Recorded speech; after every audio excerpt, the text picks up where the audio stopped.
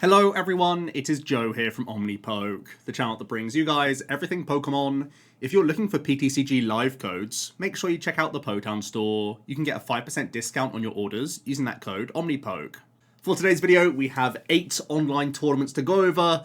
This is the beginning of the 151 format in the online space, so we are going to be looking at these with the eye on Peoria, Sacramento, Lille and Toronto, I think it is. So a few really important regionals to go over.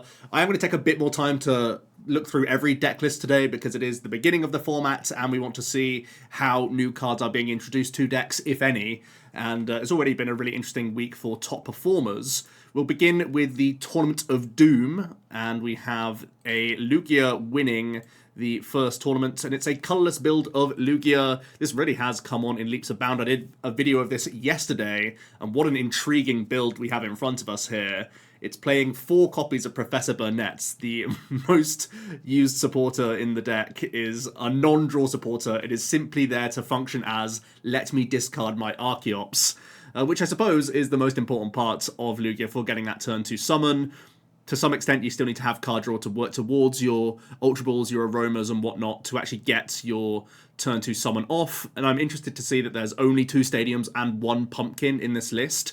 No Mezagoza, which typically adds to your Stadium count, as well as adds to your outs of getting Archeops and Lugia. But I suppose with the mentality of having to Burnett Archeops much more frequently, you don't actually need to get the heads on Mezagoza quite as often because you won't be researching or Ultra Balling away the Archeops. You'll find other means of doing this, and possibly that's why we also see the 3rd copy of Nespal, just to increase the odds of getting a turn 1 Lugia. So the mentality around this list makes sense. I think 4 Burnett is very, very high. I think like 2 is probably my maximum, because you already have Luminion that you can chase down with so many ball search outs in the deck. And with 2 Collapse, you can remove it from play quite often without it being a hindrance. 2 copies of Mew EX is interesting as well. I do think the genome hacking is one of the main selling points of Colourless Lugia.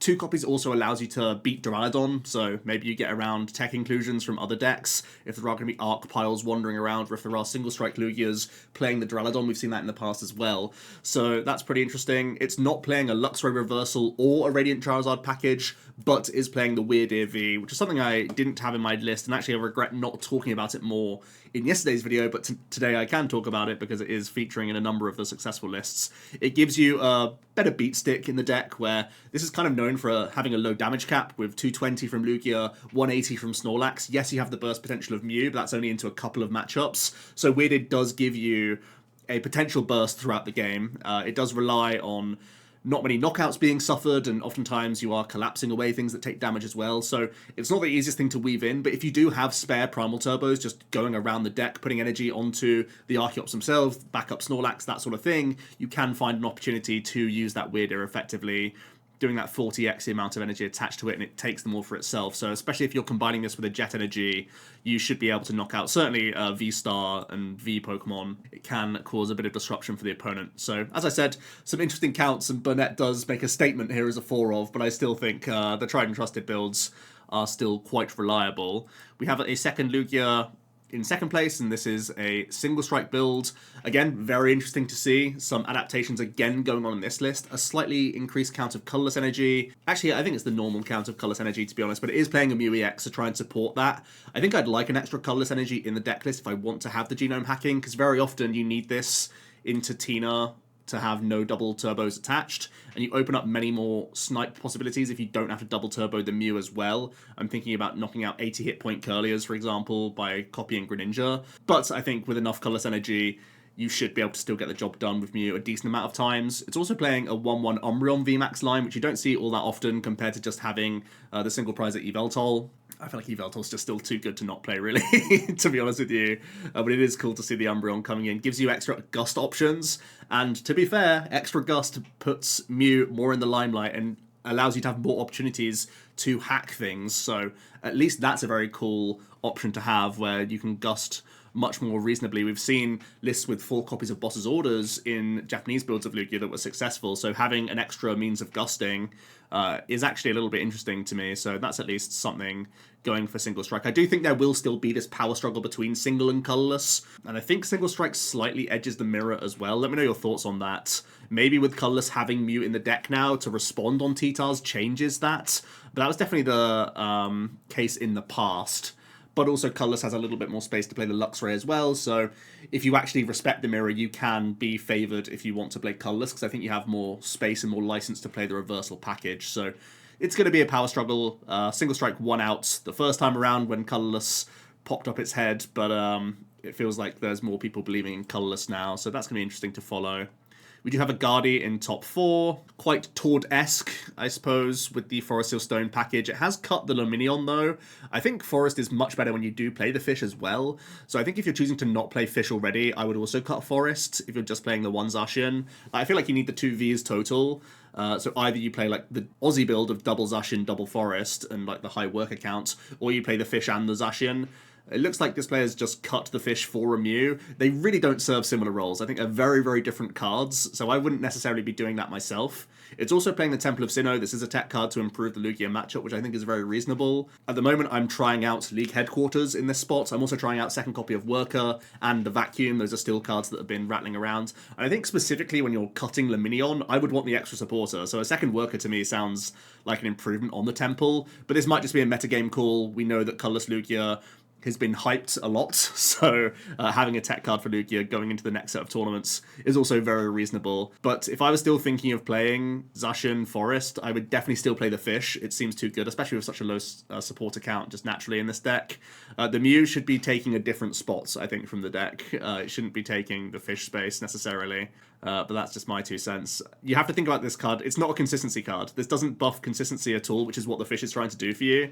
This is just giving you more versatility in attacks. Like, it's a good mirror tech card. It's good against Giratina. You know, well, Tina at least is a pretty tricky and close matchup without the Mew, so you definitely improve those percentage points at the very least. So it's just something to bear in mind there. It gives you all sorts of opportunities in other matchups as well. It's also just a very efficient like response KO on like Miraidon in the early stages without having to need like 6 energy already in the bin. So Mew is powerful and will be in a number of Gardevoir lists, but I wouldn't put it up against Luminion. They just don't compete as cards. They serve different purposes. We have a Tina in top 4 as well. Doesn't look like any changes going on here. Looks like a fairly straightforward standard build. Is playing a Vacuum, which is somewhat interesting and is on the high count of the path. I think there's going to be a bit of back and forth on this, whether or not we play 3 or 2 path. It feels like Miraidon probably has to play path itself, which kind of incentivizes me to play just 2 path personally. And try and gain a space elsewhere, because I'm always trying to do that with Giratina because it still struggles with its own internal consistency. So I will always try and just play 2 path and gain the space somewhere else, but that's my preference. We do have a Rapid Strike in top 8. Nothing too much to write home about, a fairly straightforward list. I heard a really interesting take from Azul on his tier list that double Cheryl might be becoming more of the norm to improve your Charizard matchup, and I think that's a really, really smart inclusion. So I would look to try and play extra Cheryl if you're expecting a decent amount of Charizard popping up in the next few tournaments. I actually think that makes Urshi's matchup spread look really good, because I imagine there will be not no Mew, but probably sub 5% Mew, and previously in tournaments we've had to expect between the like 10 to 8% of Mew. I think now I expect like a sub 5% of Mew probably going into events, but there probably is still going to be an over 10% meta share in Lugia, combining the single and the colorless build. You're still having to dodge and weave a little bit with Urshi, but it feels like it's in a slightly better position than it has been in a few months, and I think definitely an extra Cheryl would improve that. So I'm intrigued to see how Rapid Strike continues to do in this meta. We have another Guardy. This one's a little bit more committed to playing the no fish, so we see no Forest Seal Stone this time, but to counterbalance the lack of the fish, we're seeing an increased supporter count. We see the extra Iono, the 2 copies of Research, and the Zinnia's Resolve. No Worker Palpad in here, just 3 copies of Stadiums as your only bounces. But I think that's fine in the format right now. I don't think there's a huge wave of path. Like, there's definitely a lot less Arc, Tina type stuff, like the quad path builds.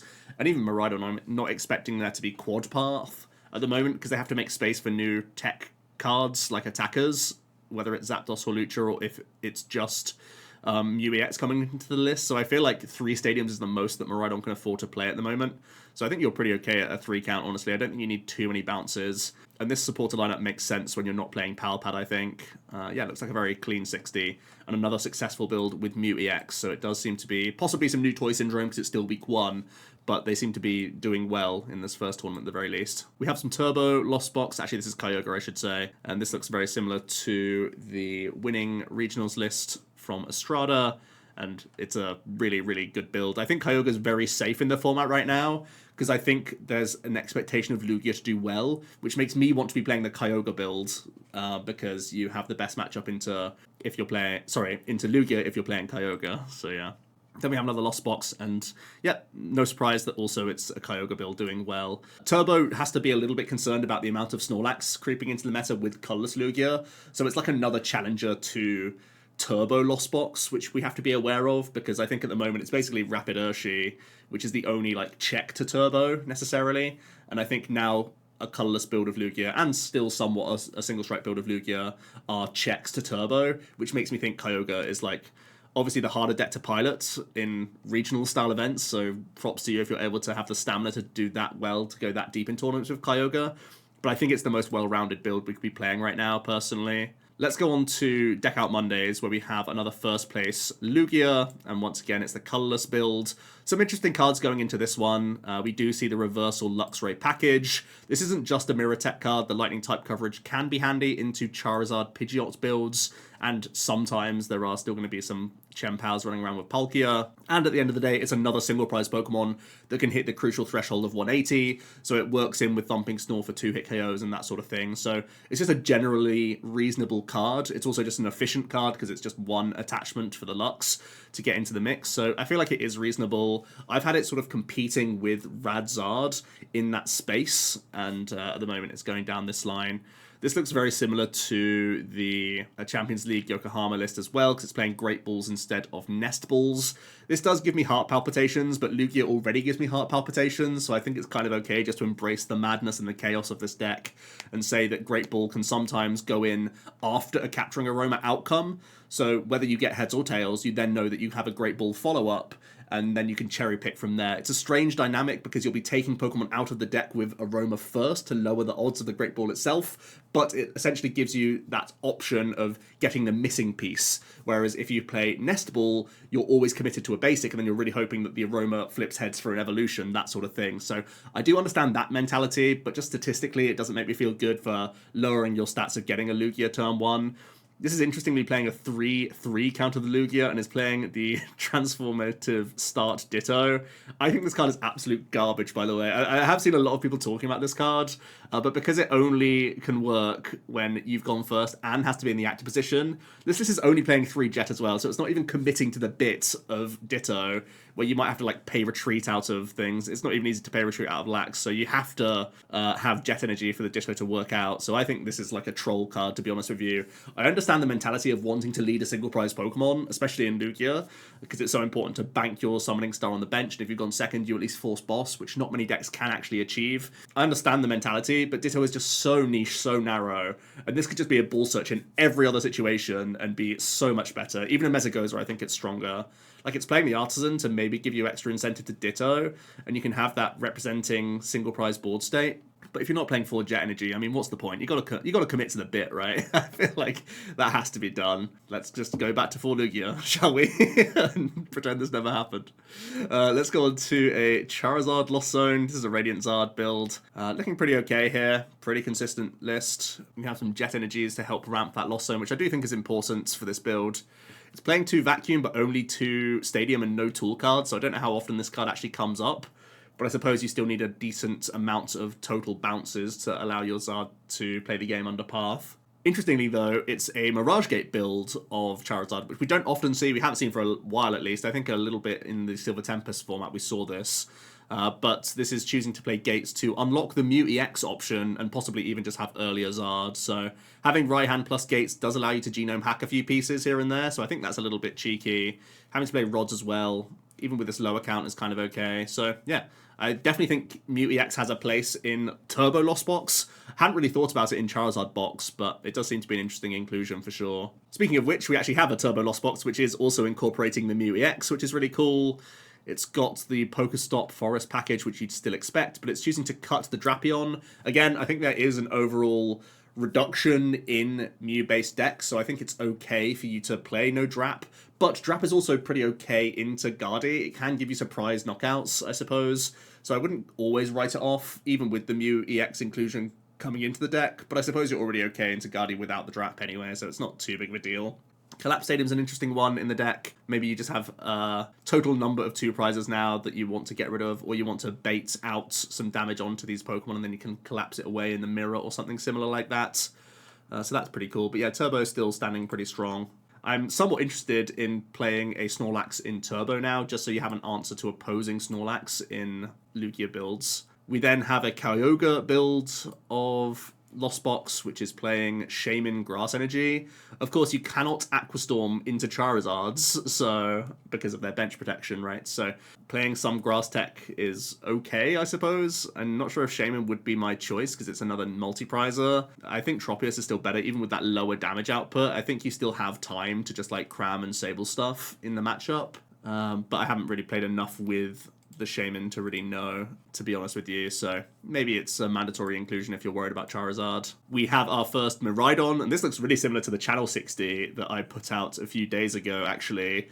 It is playing a Drapion, so it is still having some extra respect for Mew, which I have cut from the deck list, but I really still like playing Flying Pikachu V as a secondary pivot alongside the Mew, because still Thundershock can keep you in games. And I also really like Zapdos. It gives you that crucial threshold for Raichu and can really help out Raikou as well if the opponent's trying to play around Rondo damage. There's so many situations where this is helpful, even for the Photon Blaster. So I actually really like this list, yeah, and I think Path gives you more well-rounded matchups. So this is a really good 60, actually. My only question mark would be whether or not you think Drapion is worth it when you don't play many Path bounces. You only have one Vacuum, one Arven, one Raihan to try and make that combination happen. But the Mew matchup is very difficult, admittedly, without the Drap, so that's something to bear in mind. We then have another pretty straightforward Lost Zone Giratina. It's trying to mix and match the Iono Rocks count, but that's pretty fine. It is playing Hisuian as well, which you don't always see people make space for, but that's also a pretty reasonable card to have in the deck list. Also in top 8, we have an Arc Pidgeot Zard. Really interesting that this is playing 4 Charmanders that have 60 hit points when you could actually be playing 70 hit pointers now. So this is like a pretty old build, I suppose. This was only on the 23rd, I believe, so only a day of people actually having the 151 stuff. But yeah, I think that's an obvious upgrade for us to be a little less vulnerable to Tina. I still think you're unfavored into Tina, by the way, especially with multiple 280 hit point 2-prize Pokemon. I still think it's pretty rough for you. But I think I am going to be having a comparison of Charizard builds in general from the first week of online data at the end of the video to see which ones feel best in terms of the early percentages that they're showing. So we'll come back to this towards the end of the video. We round out the top 8 with the Arven Zard with the Pidgeot package. Again, we could be playing around with these basics, but it's only a few days into this format, so maybe people are literally just net decking and seeing how the deck feels before making changes themselves. But I think the extra hit points on Charmander is that no-brainer, but this list is continuing to perform well. Morwar's a really interesting one for me. I feel like it's kind of out the box and people are aware of it again, which makes it less valuable overall. But I do agree that the Charizard matchup needs help into Gardevoir. Like, I feel like it's not that favoured for you, actually. Even with Pidge cherry-picking bosses as and when you need them, I think you do need that extra help. The thing that I've gone towards is actually Vengeful Punch, because if people are playing a tech for Mawile, then Mawile's useless. But if you play a Vengeful Punch, you're already playing Quad Arven in the deck. Plus, Vengeful Punch can be a helpful card against the likes of chien-pao as well, which I think is a difficult matchup. So having some tutor for Vengeful could improve your Guardy matchup, even if your opponent has tech cards like Penny in their deck list once again, or Switch or Rope or whatever they choose to play.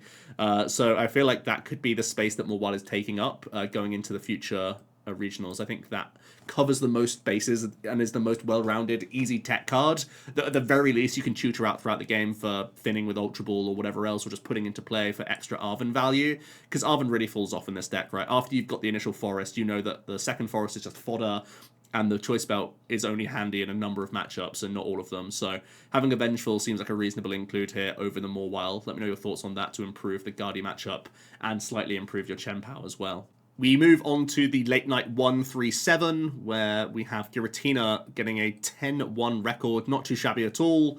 choosing to incorporate a couple poker gear, which I feel I am gravitating towards as well in this deck, because it is still so vital to be in charge of Chorus in the opening stages, but also in the mid game once you've already thinned your deck of energy. You have such good odds of just making sure you're not whiffing your rocks or boss turns to capitalize on the opponent.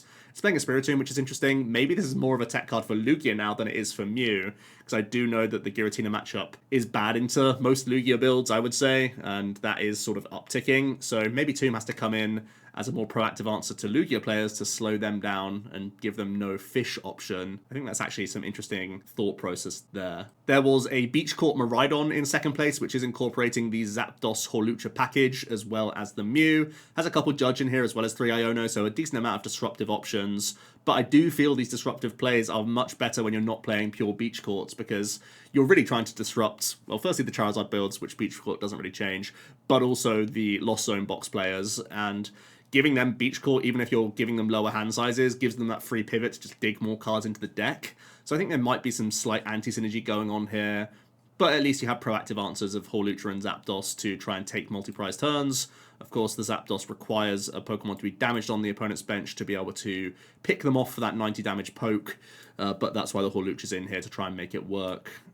Very light on the ball search as well, which makes me a little bit nervous, so that would be something I'd look to increase with the deck list. More Giratina doing well. Again, sneaking in that poker gear is something that I'm a fan of. But it feels like we're still towards this sort of 58 card shell with Tina most of the time. We have a slightly more traditional Guardy doing well this time around, choosing to cut Memory Skip, which I think is actually kind of okay in the format right now. Let me know if you feel like that's still a fair option, because having the extra 10 hit points is really important and does matter in a lot of positions, actually, with so much Lost Box and Tina around at the moment. It's also choosing to play a second copy of Collapse Stadium. I saw a number of Brazilian players. I think I saw Diego Casaraga do this in the Brazilian regional. I do think there's decent merit to it. Just giving yourself extra ways of forcing the most difficult prize map possible and having extra, in air quotes, heal against Lost Zone and Tina players is pretty valuable. I'd kind of put this up against a league headquarters for like equally frustrating, annoying cards for these Lost Zone decks to get over as you get towards the nitty gritty when you are going to be Iono spamming them. That's kind of the idea, but it shows that we still can play this deck without Mew EX, of course, and still do pretty well. Choosing to weave in a Zinnia's Resolve is a little interesting compared to just playing 2 copies of Research, which we have seen, or even, again, just that extra worker supporter.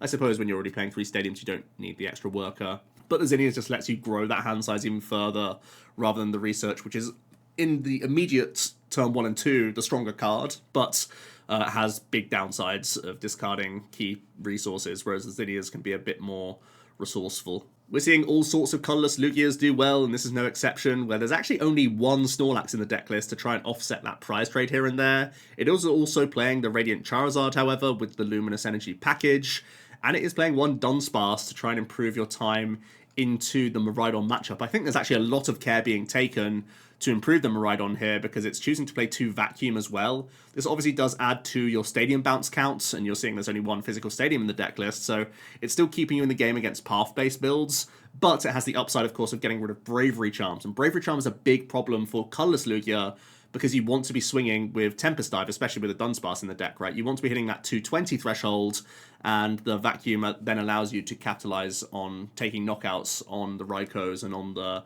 Miraidons and such. So this is definitely a list that takes care to improve its Miraidon matchup. The Radiant Charizard is a big way to improve that, so really interesting list. I think Vacuum is going to be quite a powerful card actually in Lugia, and it's something that I've been debating compared to Mezagoza. I'm just so nervous about my opening hands with Lugia that I'll always sort of divert back to the Mezagoza, but if you are expecting a lot of Miraidon, this is a really good list to take note of. More rapid Urshi in top 8, not too much to talk about here apart from the fact that it cut Cheryl, and I've already made my point earlier that I feel like it's going up, not down in count in the format right now. Yet more colourless Lugia, everyone's having a blend between them. It looks like no one's landed on a perfect 60 just yet. We're seeing a decent amount of Weirdeer, a decent amount of Luxray, but also some Charizard, and there's still going to be that debate between Great Ball and Nespal. I thought we closed the chapter on this with the single strike build, that Nespal just gives you more secure turn 1s, but it looks like from the Yokohama Champs second place list, people have once again been encouraged to try out the Great Balls once more. And finally, to end up on this top 8, we have another Kyogre build, which is incorporating the Grass Shaman package.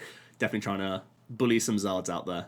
Onto the late night 138, and it was actually won by Mew. I've been talking so much about people cutting away from tech cards. I think I've seen one Spiritomb, still admittedly a decent amount of Drapion. Colorless is probably always going to be playing Drapion V just because it also is helpful against Guardy. So that's a small worry for the Mew. And of course, we've talked a decent amount of Charizard and its hype. But I think, to be fair to Mew, going into the next set of tournaments, I would expect a lot of these other archetypes to be dropping their Spiritombs and their Drapions and hoping that Charizard just deals with Mew and makes people not play the archetype altogether. But Charizard may only end up being 10% of the room, even with all of its different variations. So I think Mew is still okay. I think it's dicey, and you do have to dodge and weave. It's similar to Urshi now, right? Where you just have to say, whoops, I've faced the wrong matchups. But if you don't, you still have a chance. And this is taking even more chances because it's trying to flip coins with Pokemon Capture and really just give himself a good chance to end the game immediately if you have your high roll turns with Sparkle and Echo. Sometimes just getting that catcher heads and taking a crucial threat off the board wins you the game. And it also allows you to play other supporter cards on the turn, whilst also having Gust as well. So yeah, it feels like it's back to this high roll build. We've seen this many moons ago with early Mew builds, and it never quite went away. So yeah, catchers are back possibly to give this deck a means of just stealing games from people and making sure you're on that best prize map possible. But yeah, got to flip some coins to do it, which never feels great.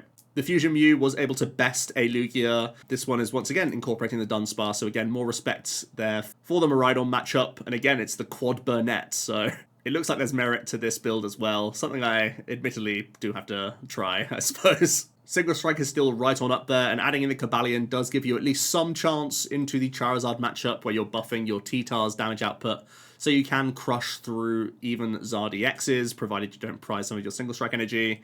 And yeah, I think it's a soft tech, but definitely helps out in a matchup which is otherwise precarious, and the rest is looking pretty straightforward and streamlined. So I think Single Strike still has a really good chance in this format to succeed.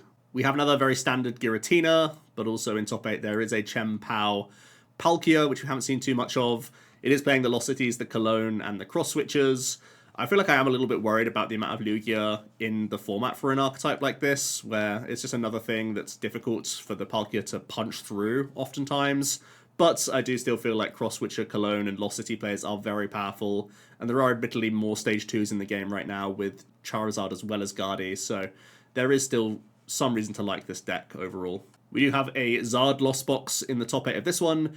I'm amazed that there are no Jet Energies in this deck. I think it's such a high value card, to be honest with you, because there are many situations where you're sat in the active position with your Charizard that's tanked to hit, and you need to jet back in to select to dig towards more supporter cards and that sort of stuff. However, this is at least playing a couple copies of the Poker Gear to help you out in that regard, so that's at least something going here. And I do think there's a lot behind the Lost Zone Box Charizard build. I personally think it's the best build into the Zard Mirror Match.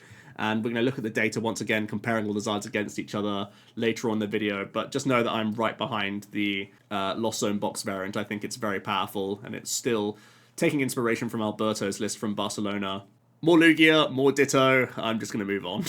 And to round things out, we have another Rapid Strike Urshi, but it's a pretty standard list. A really interesting chien-pao list was able to win the Battle Park tournament. And it's playing a Rotom V in here for that instant charge, so you can end your turn topping up your hand size to work towards combinations, which I think is super interesting. And it's playing that Mysterious Tail Mew. Mew, of course, gives you great dig towards early battle VIP pass, and this is a high maintenance deck. It usually wants to get Greninja, double Frigi, oftentimes needs Manaphy down, and sometimes wants to have a chien-pao on the board as well, turn 1. So there are many situations where you want to dig for those VIPs, and obviously the Mew helps you out in that regard.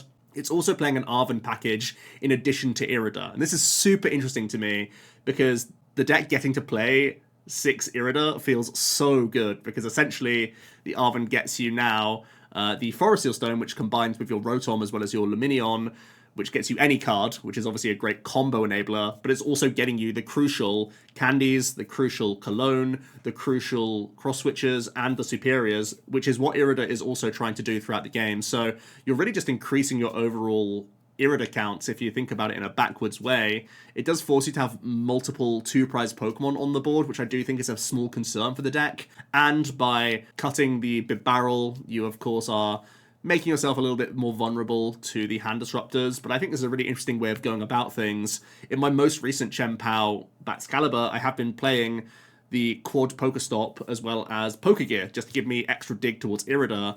And Arven with the Forest Seal Stone mini package gives me a very similar feel to that, which I think is at least something going for it here. So yeah, a much more traditional support account coming into the deck list with just 2 copies of Pokestop does make me a little bit concerned, but I at least like the ingenuity of this build, and it's going to be something that I have to put some time into because it's not something I've seen before, but I really like the logic. We then have a Arvenzard updated with the extra Charmanders, still playing the 90 hit point Charmeleon, even though there is 100 hit pointer out there and there's no level ball in this list, which is a little bit strange. Maybe the attack is slightly better. And this one has cut the Mawile, obviously cat's out the bag, so an easy drop, I think, for most people, until maybe it's time to put it back into the deck list. There's going to be that dodge and weave, that if will they, won't they sort of thing going on for a few weeks now until people have decided on a new way to play the Charizard. But again, this looks like a really solid 60 and nothing too outlandish from the initial Brazilian list. My eyes have just popped out of my skull because I've seen an Aerodactyl coming into a Lugia list. This is a card that you could technically summon into play alongside one Archeops and have an option of evolving some Pokemon, which is pretty spicy. But we're also seeing the singular copy of Antique Old Amber, so you can evolve the Aerodactyl more naturally. Yeah, that's absolutely bonkers.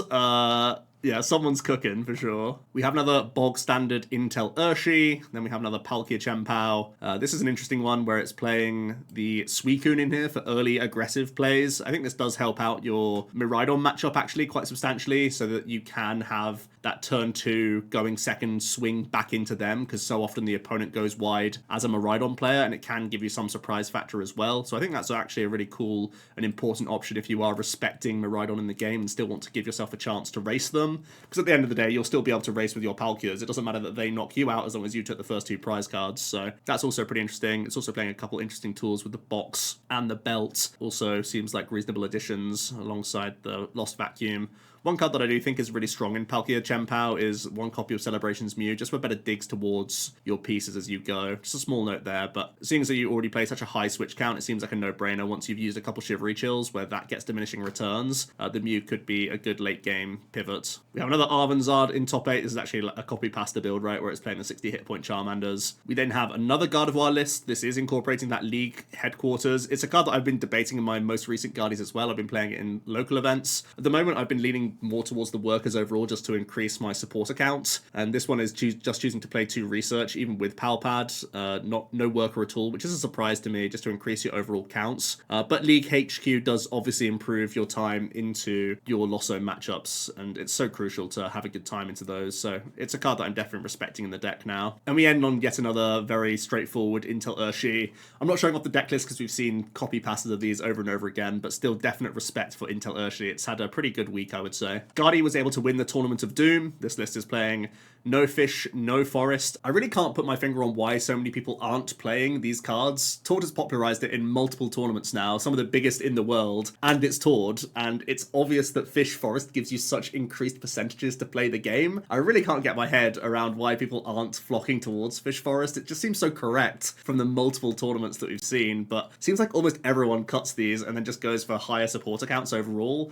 You're still like gaining back some percentages by not playing Fish Forest, and obviously it makes your board less messy, but I think just the upside percentages of Fish plus 3 Ultra Ball to play the game is just still way too substantial to say no to. This is playing Worker plus Vacuum plus Sinnoh and Collapse, so choosing to cut the Artisan as well, which is a small, 1 less decent opening card in the hand, but is still adding to your overall stadium count. And as I've said, if you're respecting Lugia right now, Temple is still a decent shout. We actually have a DTE Mew, which got 2nd place in this one. It's playing the Quad Path, Heavy Judge, playing the Iono, the Penny to help out against Lost Zone box players as well. And there aren't really any other tricks up the sleeve of this deck. It's really just trying to get into the game with a very high ball search count, the Feathers, the Nest, and the Hisuian coming in. Choosing to play 0 single prize Mons, no Oricorio. Really interesting build. Is still playing the box and quad Forest Seal Stone. Also choosing to play no Lost City as a surprise, because I do think there's still a decent amount of Drapion around. But I guess if you're only expecting it to be in Lugia's, you can choose to not play the City and just hope that there's a number of turbo builds making the cut. Then we have a very standard Intel Urshi, a very standard Tina, a Guardy which is choosing to play Fish, a Guardy which is playing double Collapsed, Then we go on to another Mew build, which is also DTE, so it seemed like a really good tournament for this one. Maybe the percentage of Charizard is low enough that it's okay to be playing Mew, or maybe it's okay to just have Judge Iono Path and hope that that gives you enough win condition into that matchup. This one's also playing Echoing Horn, so maybe if you're up against at least Arc builds of Charizard, you can try and give yourself an easier prize map. And of course, this is a card we've seen just in general in the deck list before, and not be too awkward either. And to round out this top 8, we have a Radiant Charizard build once again. This one is still playing those gates, but choosing to not play the Mew EX. I think we spoke earlier about the Mew in this build, and I thought the whole reason to play the gates was to unlock the Mew EX. So this is a bit of a surprise to me. It feels like a little bit of wasted space here and there to play quad gates,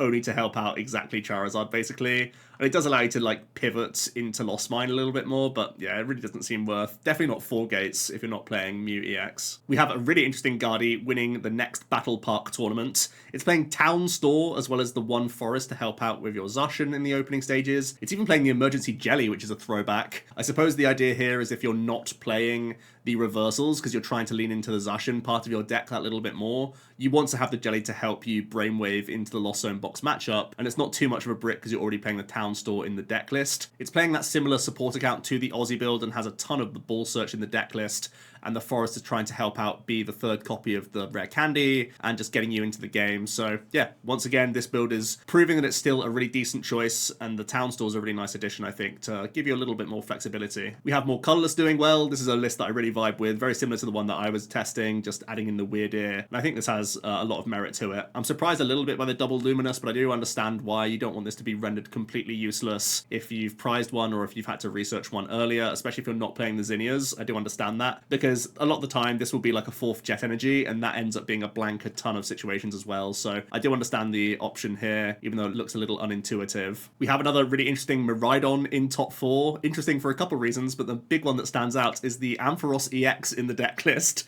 to give you a really chunky 2-prizer that can probably just spank through some single prize Pokemon, I think is the idea here. Give yourself that huge amount of hit points, remove that 1 prize liability from play, that your opponent could maybe Sableye or Greninja whilst putting damage onto other threats, this, that, and the other. So I think that's a really interesting card. It could also be a Mirror Swing as well in situations, so that's also pretty interesting, where you just force a huge Raichu out the opponent on the spot, otherwise they basically lose immediately. It's also choosing to play Lost City, which I also think is a really nice inclusion. I've talked about how I like Collapse Stadium to help out the Lost Zone matchup, but I think Lost City is also pretty reasonable. I would think that the Lost City makes more sense if you are playing the Zapdos EX Horlucha package, so you can try and threaten Manaphy's at the same time, but I suppose that's still a bit of a big combo, especially with just the 1 copy of the city, so maybe it doesn't come off enough to be worthwhile. I haven't really played around with Ampharos enough to know if it's worth the space. It feels quite niche, but it could swing some matchups for you. We have a fairly standard Giratina that randomly was playing a Luminous Energy. Then we have a Charizard that was once again playing the Pidgeot build, the Arvanzard, so this is really picking up in popularity and people are taking note of it. Finally updating some basics along the way. Still is playing the Mawile as well. I think it's worth just having the option in the deck, because it does feel like a lot of Gardevoirs aren't adapting. They're not changing their deck list at least, but simply by having Mawile in the deck means that your opponent then can't put down their Luminion, can't put down their Greninja or their Manaphy, which is a huge issue for their early game consistency and really hurts their Psychic Energy ramp in particular, really forces more refinements out the opponent throughout the entire game. So just by this card being in an open deck list situation makes a Gardevoir player play completely differently against you. So this might actually be a better card in online tournaments than it is in person going into the next few events. We then have another couple Guardy, again not too much to write home about with these two, but we do actually see an Arctina. That's a bit of a throwback, and it is playing the Flying Peak as well. I think Flying Peak is pretty okay right now, seems pretty good into the colorless Lugias that aren't playing the Dunsparce. It also seems really good into Miraidon players, so I think there is reason to like Flying P right now. Even with just the high Iono count, it can also be a frustration for Lost Zone box players, so I think it does make sense. And honestly, you're still playing Path Judge, and that's still a really good combination in the game, and even though the Miraidon matchup is awkward, the Flying Peak maybe gives you some help in the matchup.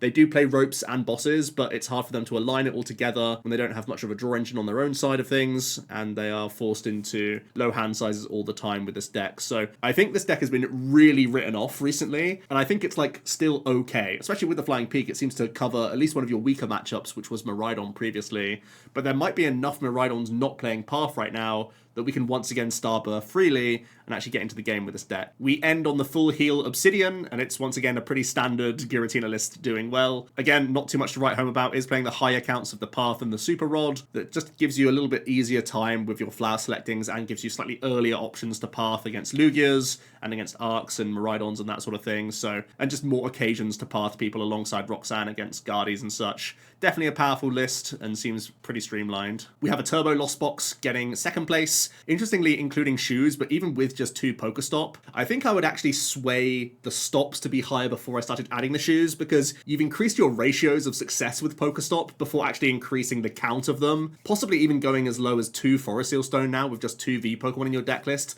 to have the extra Pokestop could be a reasonable inclusion if you are dedicated to going down the trekking shoe route. We had another fairly standard Tina in top 4, but also an interesting Rapid Strike list where it is playing the Spiritomb Giacomo combination. I really haven't seen this in many of the Rapid Strike builds. This is giving you a decent chance into the Mew matchups and into Lugia as well. You can hurt their resources at least and deny some Weird Ear uptrades possibly. So that's a small thing to bear in mind, but it really hasn't featured in many of the Rapid Strike builds that we've seen as of late. I think for me, I would prefer to just shrug and say that I'm playing the matchup roulette with this deck, rather than add a few cards that are extra bricks in an already quite combo-orientated build. We then have an Arc Pidge build of Charizard where it's min-maxing some basics, having one 50 hit pointer for an extra decent lead with Call for Fam, and a couple 70 hit point Charmanders, but still having the option to have the one for 30 in the deck lists. Nice to have the option here, I suppose, when at least you have a lot of search with the Artisans to get them at the right times, and it's again a pretty cookie cutter build of the Charizard approach. Seems pretty okay to me. We have another colorless Lugia, as well as some more Charizard builds to look at. We have a Arven Zard that's playing a Defiance Band, which is interesting. It's also playing an Avery, which feels like it's kind of a niche card, but when you are playing Pidgeot EX, I suppose you can grab this at the right time and make sure it's punishing for the opponents, so it doesn't seem like the worst option to have in the deck. And then we end on another fairly standard Arc Pidge build. I actually really like playing the 2-3 line of Arc. I think it's one of the stronger things you can do with a deck list because it's such a big consistency card, and you're also putting less pressure on your turn 2 because Ultra Ball is already such an integral part of the deck where you're already looking for Pidgeot and Charizard pieces. You want to have the physical counts of the Arcs themselves so that you have higher percentages when you are digging with your choruses or if ever you have to use Iono. So with all that said and done, let's have a quick look at the very early Trainer Hill data. This is of course just 1 week of tournaments, so I think things will start to stabilize and be a lot more reasonable once we get more data under our belts. We're still like sub 100 in most of these percentages in terms of the amount of games played against each other in each matchup, and some of these are only like 10 matchups if they're some of the less popular archetypes facing off against each other.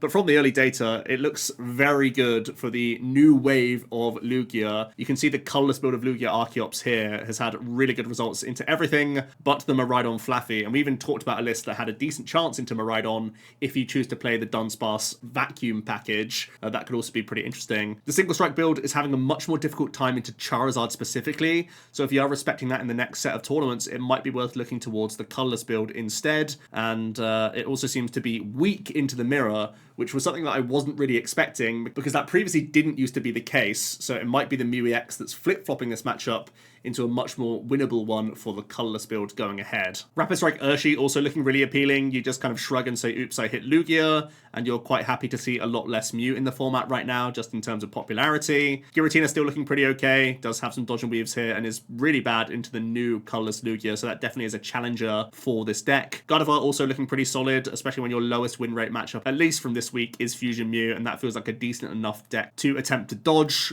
And as we know, this matchup isn't actually that bad. I've played both sides of the coin, and I feel like it's still very winnable for Guardy going ahead. To close out the video, I did just want to compare the 3 Charizard builds against each other. There still isn't really enough data of Charizard Gallade to talk about that in great detail, but also we didn't see any of them in any top 8s, so I presume that it's not been doing all that well compared to these other 3, which have all had a decent enough amount of results that we've been talking about here. The top one that is just labeled Charizard, that's the Arvanzard that just has Pidgeot and no Arceus. It's interesting because we also have to really take into account which ones are best in the mirror, and it feels like the list that only plays Pidgeot is actually quite weak in the mirror, where it's unfavored against the other two builds, fairly heavily unfavored into the Lost Zone build. And I think that tracks, really. I've played a decent amount of the Charizard Lost Zone variants, and I do think there's just too many easy things to pick off and math fix when you have Sableye and Cram Pressure compared to just Charizards bumping into one another. It also looks like, in general, the Charizards have a pretty weak time into chien-pao,